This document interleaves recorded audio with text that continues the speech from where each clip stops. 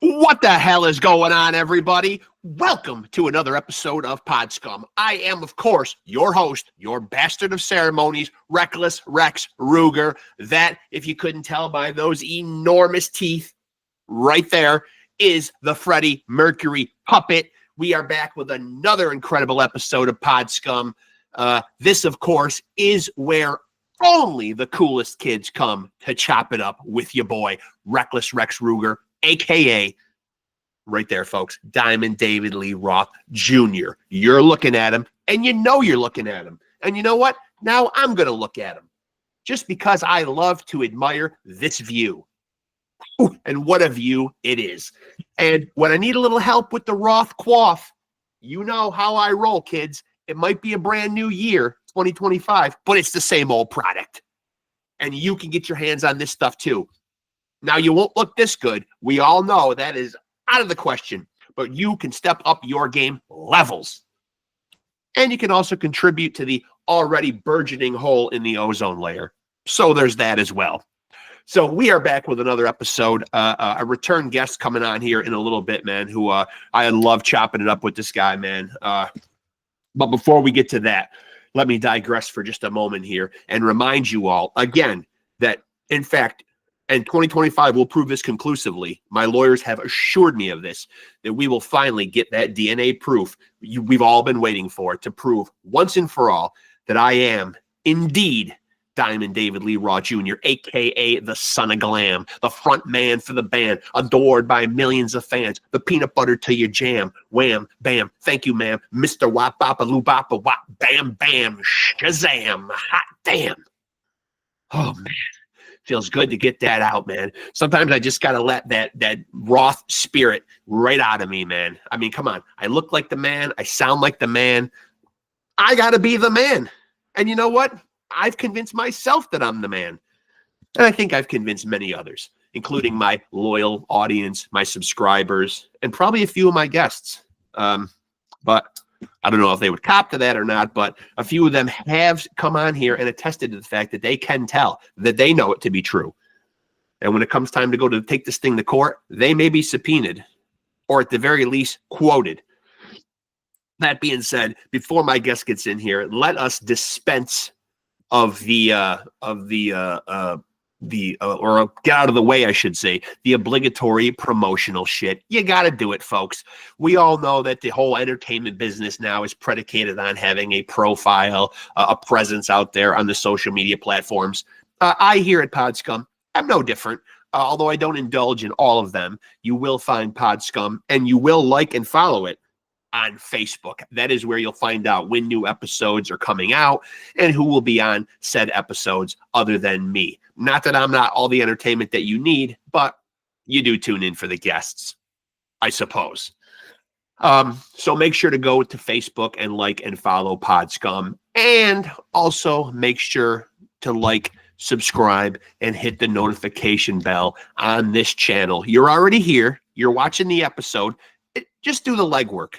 Drag your little cursor or your finger or whatever, however the kids do it nowadays. Go up there, find the bell, hit the notification thing, and while you're here, subscribe. This is where you will stay tapped in to the best episodes, the best conversations. Are you not entertained? Yes. The answer to that is yes. I will answer for you. Yes, you are entertained. With that being said, today is January the 5th. Excuse me, at the time of this recording, 2025. We are in a new year, but it's the same old Rexx, still not editing anything. So if it gets sloppy, if it gets messy, nothing will be edited out. If there's technical difficulties, they will remain in because, as you know, and this has always been my policy here, life is being recorded. And for posterity's sake, everything must stay in. Life's happening right now, folks. It's happening right now, and we're going to document it as such. So with that being said, because it is a new year, we are still kind of in the holiday season. Let me extend my deepest gratitude. I've been seeing a huge spike as of late in my views and especially my subscribers. So people out there that are watching, thank you so much. You are what makes me continue to do this and hunt down these guests and continue to have conversations and build a dialogue and figure out our conflicting schedules and actually get these people to come on here and have these amazing conversations. And of course, my guests themselves. Without them, this doesn't exist at all. So a huge thank you and a huge debt of gratitude goes out to my guests. And what else? If you're also on the channel and you are a fan of boxing, the channel also has a second podcast called Off the Couch Boxing, which is 160 episodes co-hosted by yours truly, along with my co-host and my son, Frankie the Flamethrower. So if you're into boxing, if you're into the knuckle game, head over there, check out an amazing catalog, or I should say playlist, if I can talk in YouTube vernacular, of amazing episodes. There are 160 of them with tons of up-and-coming fighters, as well as many legends and luminaries of the boxing world. You will go over to there, you will watch that podcast, and you will also be just as entertained as you are here with PodScum. So I'm bringing you loads of entertainment, folks. I might be the hardest working man in show business, at least in the podcasting world. I'm running down great guests, and I'm also very interactive on Facebook and in the comment section down here. So if there's anything that you like, you don't like, any guests that maybe you might suggest that you might want to see on here, maybe guests that I've had on that you might never want to see ever again, anything that I'm doing or not doing that you would like to see changed in the format. I may not listen or heed your advice, but I'm certainly open and receptive to accepting it. And that being said, I'm going to send a message to my guest right now, man. And we're going to get him in here in a couple minutes, man. And I'm super excited to have him on. As I said, this is a guy who has been in the rock and roll business in that world for a very, very long time, going all the way back to the 80s. And boy, let me tell you, what I love to go back to the 80s. Yes, indeed I would. And I would like to not only go back there, I would like to just stay there. Okay. It was a simpler time. It was a better time. And I'm sure there will be maybe a younger audience out there who may disagree. But for people who did live it, and me being 51 years old, I'm sure there will be people out there that will watch this, that this statement will resonate with. The 80s was a simpler time, and it was a fucking amazing time. On top of that, truly an incredible time to be alive. Great music, great fashion, although we look back on it now and it might not look so great in comparison to, all the innovations come along since. But my guest is here. I'm going to shut the fuck up and let's get down to it, man. I can't wait, man. He's here. I'm here. Let's do this fucking thing. Enough. Dispense of the formalities and get down to business. Hey. And where is he? Where is he? We don't, we hear him, but we don't see him. Where is he? Oh, let's see. Hold on. Hold the phone. Yeah, sometimes down at the bottom of the screen there, there might be a camera icon down there to enable your camera. There you go. Is that it? How are you? I can see you and hear you well, thanks. Yeah, it's good to have you back on here, man. Yeah, thank you for having me. Yeah, absolutely. My pleasure. I think the last time we talked last year, man, the whole Hot Summers thing, I think, was just kind of getting going. So, before we jump into me asking any questions, man, maybe give me an update on what's going on with you musically, because you've also been doing Lies, Deceit, and Treachery as well, correct? Well, Lies, Deceit, and Treachery has been gone for quite a while. Okay. But yeah, the Hot Summers thing, we sold some records and played a couple of gigs, and it's kind of hibernating right now. Yeah. But we are definitely in the realm of getting new songs together. But aside from that, I've been working with Rikki Rockett from Poison, and we're putting a little thing together, doing some covers and some originals here and there. And we're getting ready to do some shows in 2025. So And so, that how do you is make the correlation with? And so, how do you make the correlation with ending up, working with Rikki? Obviously, you guys probably go back a lot of years, and certainly are familiar with each other. But like, why Rikki? Well, it's an interesting story. Brian, who was playing bass for the Hot Summers, ended up meeting up with Rikki at one point, and Rikki said, "Yeah, I'm putting this band together, and I'm looking for a bass player."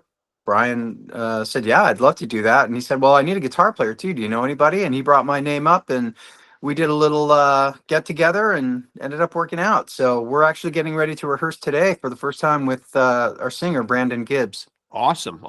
And so the Hot Summers, like while you use the word hibernating, though, the chances are we will see more music from the Hot Summers. Yes, absolutely. Okay. And That first album was great. Oh, I'm glad you like it. Thank you very much. We thought Loved so too. We like it, and we're very proud of it. Yeah.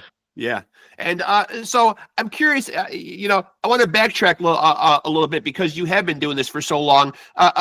Is there an album or an artist or a song specifically that really got its hooks in you and really kind of lit the fire for you to do music? Who was it early on that really got you excited to want to do this? Wow, that's a great question. That could be any number of records. I know that I really wore out my Rolling Stones "Get Your Ya-Ya's Out" record. I was a huge Emerson, Lake and Palmer fan at the time. I think that had a lot to do with where I come from musically. Later on, I mean, obviously the Neil Young songs were easy to play, so I was sort of fascinated by his writing. And then I think as far as guitar playing goes, I think Ted Nugent was probably one of the biggest influences I had early on. Yeah, I was going to say, I was going to ask the second part of that question, who you feel like has had the most influence on you as a guitar player, but you kind of just answered that with Ted. Are there any other names other than Ted? Oh, yeah. I mean, Billy Gibbons is a big influence on me, and Tim Mitchell from Max Webster, and he's still playing out. Alex Lifeson from Rush was a really big influence. Yeah. And I studied all the Alice Cooper records with Dick Wagner, and I mean, he came on later, obviously. So yeah, I mean, the list is endless for me. I basically absorb anything that perks my ear, from bubblegum pop to Jean-Luc Ponty, with his the Cosmic Messenger record. That's a desert island record for me, and it's largely violin. You know what, Mick? You just spoiled the ending for me because the Desert Island album is usually how I tie this thing up, and you've already preempted it with an answer, though. But yeah, I'll do that to you every once in a while. How about this? I'll come up with another one. Okay. Yeah. Maybe let that marinate for a little bit. So because the industry has changed so much and the trends have changed so much, when you're creating new music nowadays, man, and I guess this is kind of a polarizing topic. Is it an LP world or is it an EP world nowadays? What makes more sense to release nowadays? I think it's a single world. I'm not sure. I'm not sure anybody is really that excited about making records anymore. When a lot of those things, not necessarily good. They don't necessarily go to waste, but people don't hear them because they hear a single, and if they like it, maybe they'll dive a little deeper. But for the most part, that's what I'm seeing, and that's kind of what we talked about doing in Hot Summers is getting a single out and taking it from there. Yeah. It seems to make a lot of sense. I mean, attention spans just don't seem to be what they once were either. Sorry, what'd you say? Attention spans don't seem to be. I'm just kidding. It's a joke. It's a joke.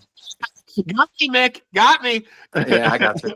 But it is kind of sad, though. I mean, it is kind of sad that, like, even when people put LPs out, or maybe even EPs, I mean, people just picking and choosing like a track or two that they like. I imagine as an artist, when you work on those and you dig deep into your soul and you've got those deeper tracks that don't end up getting appreciated, is that something as an artist that you think of, or can you not even think along those lines? No, I mean, you definitely think that way. In fact, not to drop names, but somebody told me that John Sykes, who is one of my favorite artists of all time, has a record that he refuses to release. It's all done and ready to go, but he just doesn't want to see it, go out into the ether for no reason. And Yeah. I can empathize with that. Sure. A lot. I mean, it doesn't. I'm not going to stop making music, and I'm going to continue to work on the Hot Summers, and I've got a post rock record coming that I really want to get done, and obviously we'll probably do some stuff in the ROCKETT MAFIA, but it's just because it's innate in my DNA. Yeah. It's not because I'm thinking of it from a business standpoint. If I were thinking of it from a business standpoint, I might not do it at all. Right. Yeah, it's true. And it's got to be like a good feeling though, because your career does go back to all those great rock bands of the 80s. I'm 51 years old, so I was just saying in my little preamble before you came on here and talking about your past history, how I would like to go back to the 80s and just fucking stay there. I don't want to leave. Yeah, it was a good time for me, and I definitely like the musical growth that I've sort of followed that path. I mean, I don't know that I would want to continue to write BULLETBOYS music for the rest of my life. Right. But that's another thing that Shane from the Hot Summers and I have talked about. We talked about maybe getting even more raw and going back and sort of addressing those desires like you were mentioning again. Who knows how it's going to come out. And when you guys get together to make Hot Summers music or in any of your creative endeavors, man, like what's the process usually like for you, like when you're going to write music? Like I talk to so many musicians on here, and I hear a lot of the same story quite a bit where people are like humming ideas or singing ideas into their phone. But then you do have the disciplined creative types who can just kind of go into a room and say, I'm going to go in here, I'm going to write and create, and almost treat it almost like very workman-like and job-like. What's the process like for you? Well, my favorite way to write is to be in a room with, 2 other guys, 3 other guys, and I'm pretty good at coming up with the kind of thing where somebody will say, "Oh my God, what is that? What is that?" And I'm like, "I don't know. I just did it. Let's spend some time on it, and developing that way. That's my favorite way to work. However, it's fun for me to just sit in my studio and go back. Maybe I'll listen to one of the thousands of little snippets that I record pretty much every day. So there's a couple of different ways to work, but my favorite is to be in a room with some guys and just develop ideas from there. What about playing live? Because obviously, and again, talking to so many musicians on here, hearing how important touring and getting out there and playing live and hoping to sell merchandise is, man. But I imagine as you get older, though, sometimes tearing yourself away from your creature comforts, might be a little tough. Do you still enjoy that part of the business, getting out and touring? I enjoy the hour that we play. Absolutely. It's stressful for me. I mean, I don't, I've got some guitars that mean a lot to me. So traveling with guitars is just stressful, at this point. And traveling in general is kind of a pain in the ass at my age. So, once I get there and once I'm settled in, I love it. Once I'm playing, I just forget everything else in the world.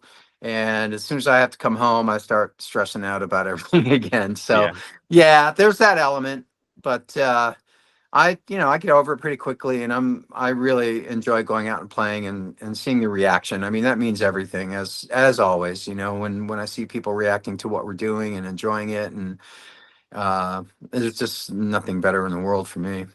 How about technology, though? I mean, obviously we could kind of see streaming, I think we could kind of see it coming down the pipe, you know what I mean? Like, the physical product was becoming like less and less of a thing or whatever, but it seems like the streaming just doesn't really seem to get the artists paid as deservingly as they should be. Is there a way that the industry could have figured this out or made it more profitable for artists, or was it always kind of going to be a lose-lose?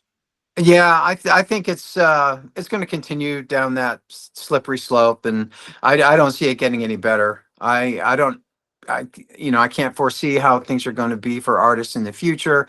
I know there are more and more artists all the time. It's so much easier to make music, and to be honest with you, I think ultimately the quality of music will just continue to degrade. I mean, I don't know how many videos I see up on a YouTube. The thumbnail, like, why does music suck now? Yeah. How come Yeah. music? Look at the top. The top 40 is abysmal. Yeah. And people are noticing the same thing I'm noticing. Is there great music out there? Absolutely, but I think a lot of times people forget that they are actually.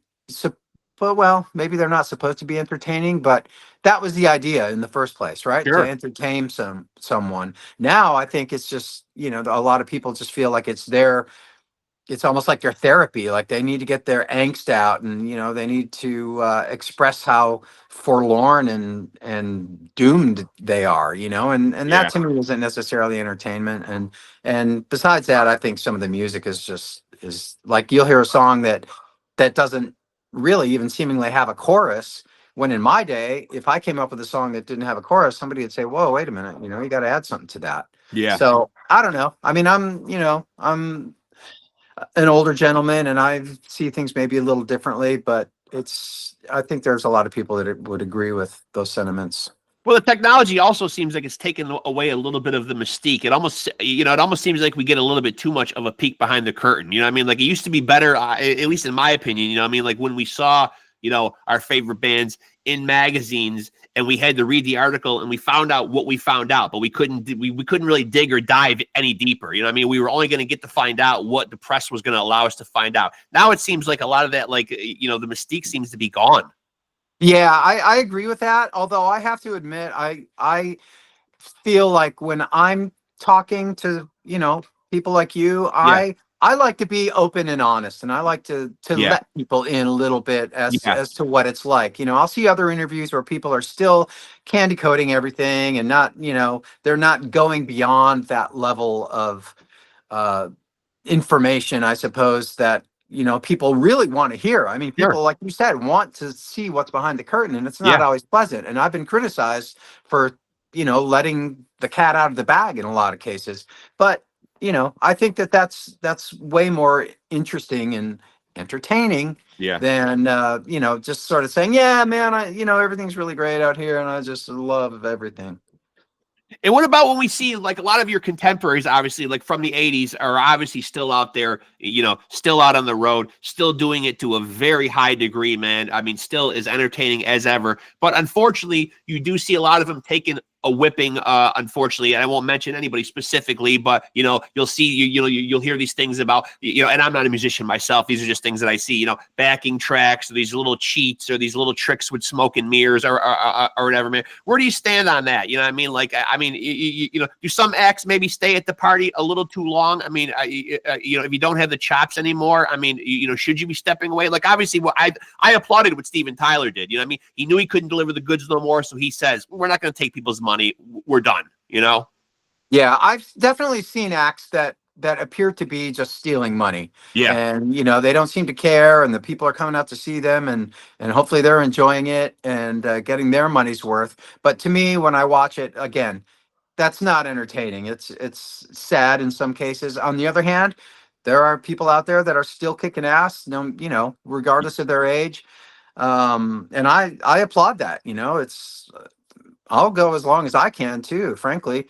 As far as the backing tracks go, and I'm sure you'll agree, to each their own, right? Like, if that's Sure. what you want to do and that's Yeah. how you want to come off, sounds great. Everything's perfect, but to me, if I'm not playing live and doing it live, I feel like I'm not being fair to my audience, and I don't mind going out and being judged by what I'm doing and what I'm performing at the time.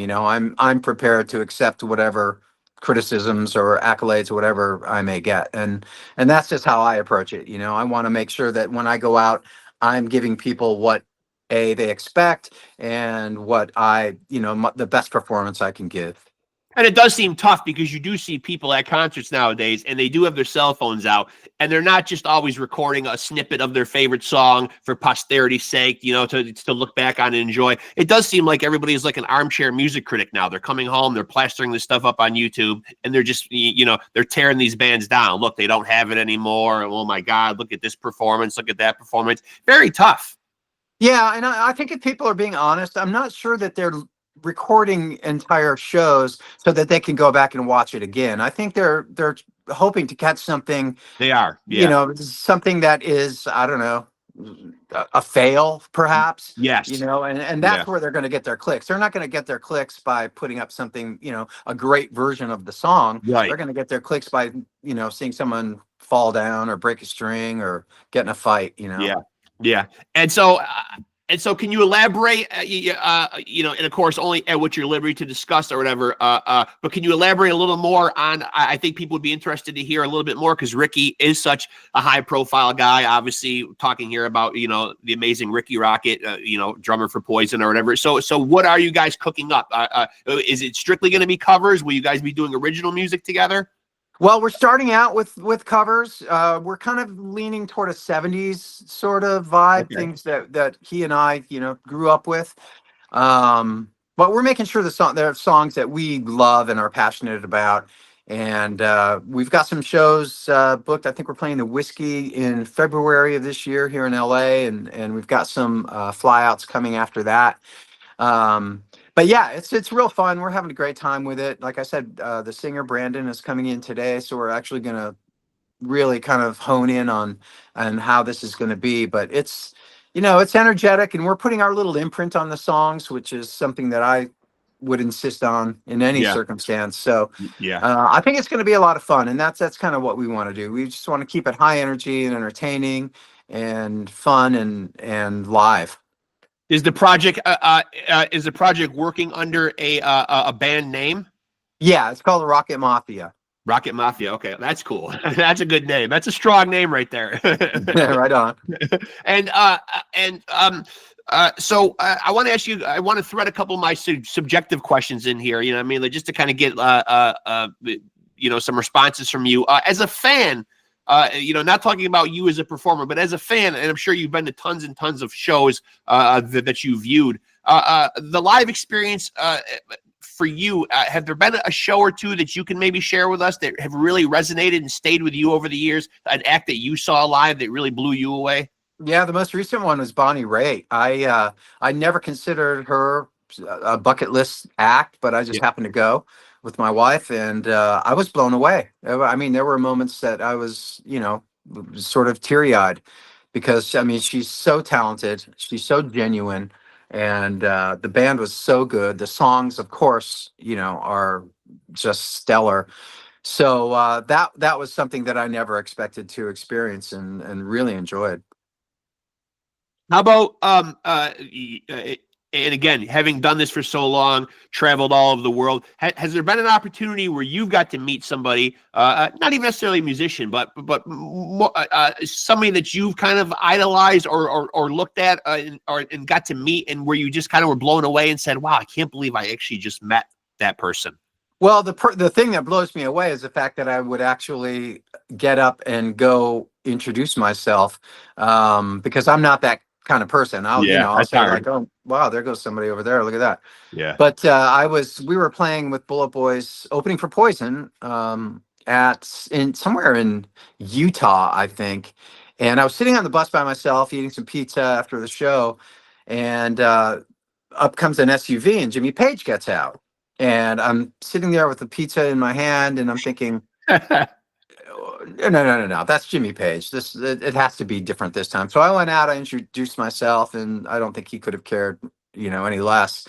But it was, you know, nice to shake his hand, and I got back on the bus, and he went into the venue, and ultimately I found out the next day that he ended up getting up on stage with CC and fell into one of the pits that they have, you know, on stage for people to come up out of or whatever. I don't know why they were there, but I guess he ended up breaking a collarbone or something that night, and it was pretty sad to hear about that. But I got to meet him before all that happened, so lucky me. And when it comes to your own listening trends, you know what I mean? Like when you're around the house or you're putting music on, you know, in the background, in whatever you're doing. Are your listening trends kind of falling back on stuff that's familiar to you, or are you able to, because you did mention there's an influx of, there's always new music out on these streaming platforms, and there's certainly no shortage of new music. Are you able to find new and exciting music, or are you kind of one of those guys that just, okay, I like my familiar stuff, I like what I like, and that's what I'm going to listen to? No, I like it when I hear something in my collection that I've never heard before. I basically input the thousands of CDs into my computer, and so I'll just shuffle all those, and many times I'll hear songs that I've never heard before, which I think is great. I also listen to a local college station, and they're pretty good about playing new music, not all of which I like, but it's, I prefer to hear something new, something that has never, reached my ears before. So that's my thing. I think one thing that's kind of like I don't know how this got propelled around, but and I'm sure you've read this or heard this in your travels as well. But obviously, and again, me being in my 50s, I certainly remember all the bands of the 80s era. As the message behind the music being very fun. It was a very frivolous time, in the 80s. And then in the 90s, along comes grunge, which a lot of people say was like the death, the end of the party or whatever, however people want to word it or whatever. Well, when grunge hit, what was your kind of opinion of all of it? Because it did kind of seem like the 80s were going along. We had these great bands, very party atmosphere. Everything was kind of loose and fun. And then along came this dark music out of Seattle that really kind of changed the landscape there for 5 or 6 years or whatever. Was it music that you liked? No. In No. fact, I remember taking heat for our second album in BULLETBOYS Freak Show, because I did an interview with a guy who loved our first album, and he was really mad at me actually for Freak Show because it tended to go a little dark. But yeah, for me, grunge inspired me to go off on a completely different tangent. I was writing acoustic stuff. I was into ambient music and listening to a completely different genre, and that whole grunge thing never hit with me. I mean, there might have been a couple of songs here and there that I could listen to, but for the most part, I found it really again, not entertaining in the least, and a lot of it to me was pretty dreadful. How about behind the scenes stuff? I mean, obviously, like I see you've got a lot of stuff behind you there. Are you into the behind the scenes stuff as far as like mixing, engineering, producing? Like, do you like that part of the business as well? Yeah, I do. I actually did most of that on the Hot Summers record, and found it to be, very challenging and aggravating at times. But Yeah. I learned a lot, and I really enjoyed it. And I'm interested in looking forward to doing more of that. Is it one of those things where you just kind of is it one of those processes where somebody is kind of there, kind of guiding you through the process, or you just kind of dive in and fall into it and just kind of experiment and kind of find your way through it that way? Yeah, it's the latter. I didn't have anybody really to mentor me or guide me. I just went with what I liked, in my head, and probably spent more time than I needed to because of that. I had to figure a lot of things out on my own. Thankfully there is the internet, and I could rely on some people, but that's kind of a dark hole too, because there are so many people out there with comments and their ways of doing things, and a lot of times they conflict. A lot of times, that none of them are right for me, and so you kind of have to wade through that. And I had to find a way to not spend too much time listening to other people and realize that what I was going after was something that was unique to me. Like figuring out your own style, your own way. Yeah, to exactly. Yeah. You get a lot of when you go on the internet and you search for answers. I mean, sometimes you can find them, but you also get a lot of you get a lot of conflicting advice sometimes. And, and to be fair, a lot of them will say, "Look, man, listen with your ears. Don't do what you think is right. There really aren't any rules. Just make sure that you're happy with what you're doing." And that was kind of what I settled on, and that's what made me sort of ground myself when I found myself wandering off into the YouTube netherworld. And I'm glad you said trust your ears there, because my next point was going to be for you. And I guess, again, this would be, I guess, another subjective question. What's the recipe for a good song? Like, what comes first typically for you when you know it's a good song? Does it start with a riff, a title, an opening line? Like, what typically comes first, like when you're really locking into a great song? It can be any of those things, but it has to grab me. I still stick to the idea that if you're 15 seconds in and something hasn't hit you, or God forbid 30 seconds, um, it's you're probably not gonna get there. You know what I mean? Like, something has to connect with me. Like, that old Chicago song, 25 or 6 to 4, that very first riff, like, you Yeah. gotta know where that's gonna go, Yeah. Is there pressure to nowadays to adhere to that rule even more, though? Because a lot of times, man, people are so, again, getting back to the attention span thing, people are so short on attention that 30 seconds in, man, it's almost like they've made up their mind whether they like it or they don't.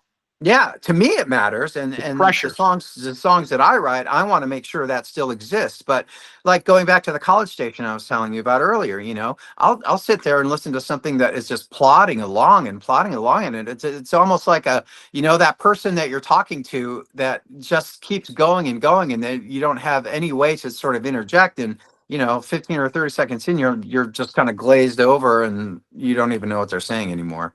And that's what songs can be like sometimes. Yeah, yeah. What was it like when you got together and you were doing the lies, deceit, and treachery thing, man? Because you were, again, working with Jimmy and Lonnie, who you obviously were in Bullet Boys with.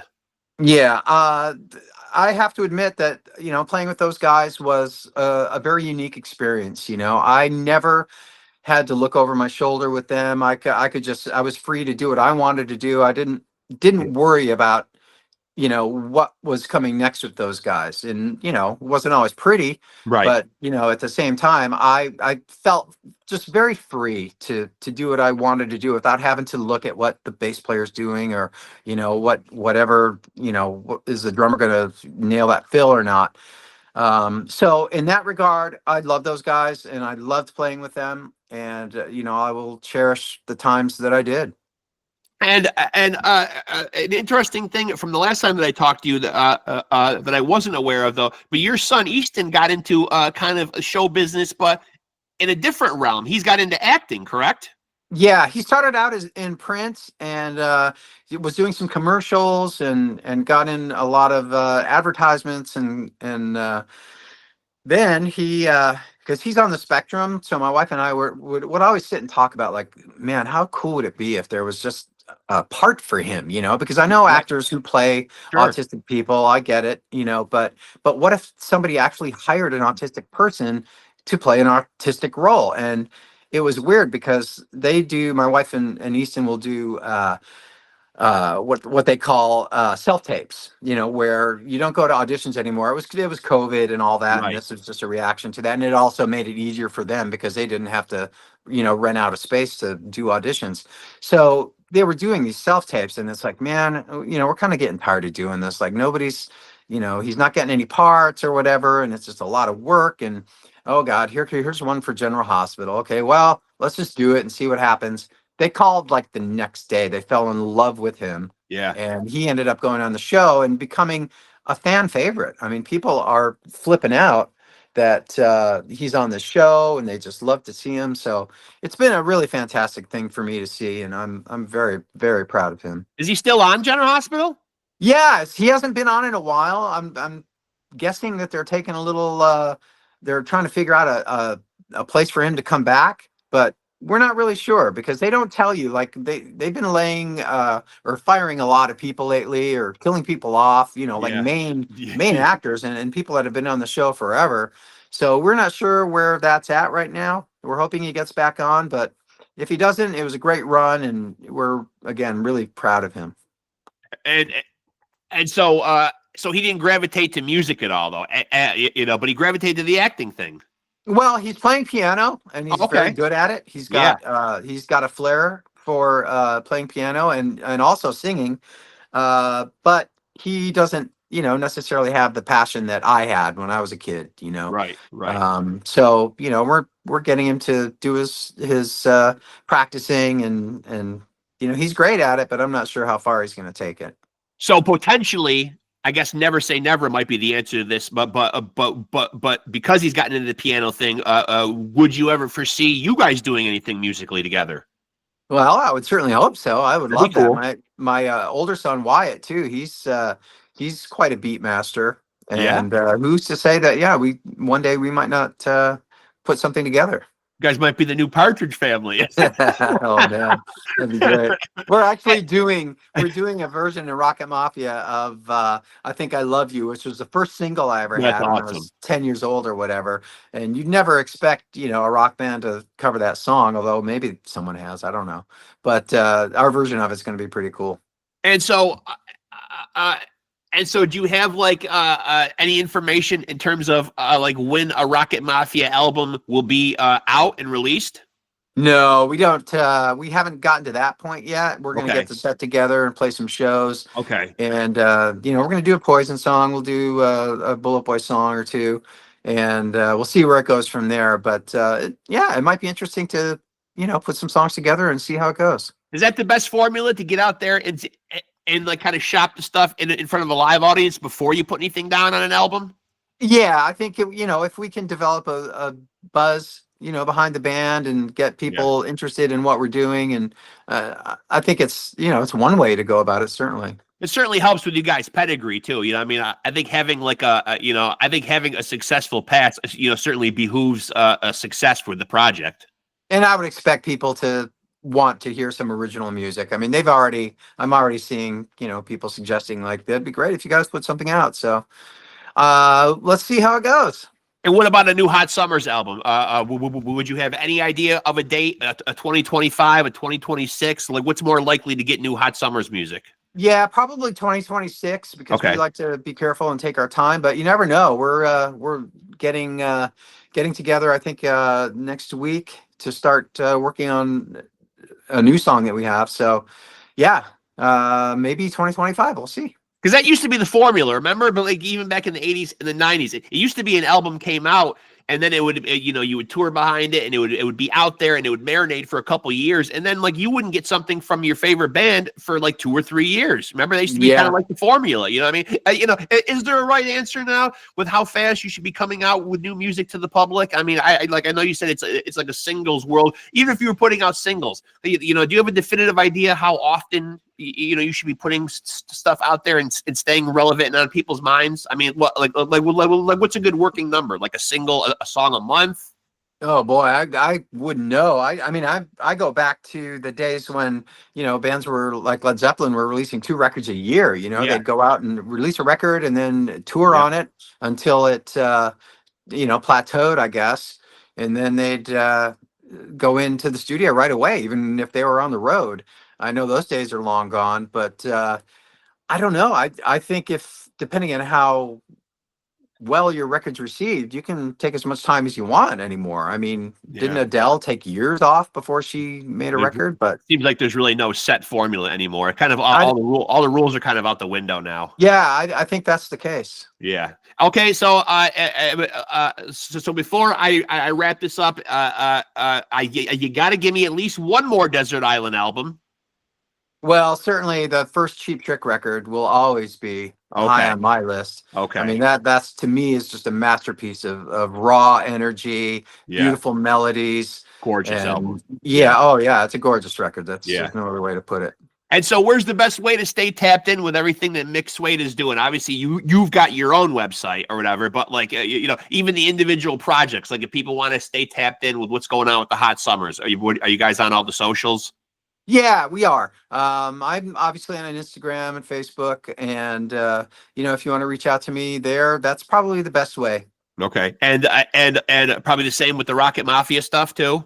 Yeah, absolutely. Yeah, I'm excited, man, and I'm really excited for a new Hot Summers album. When we talked last year, man, I think the new Hot Summers album either had just come out or was about to come out or whatever, man. But I love that record though, man. So I really do hope you guys, I'll be looking forward to new music from that project. I loved it.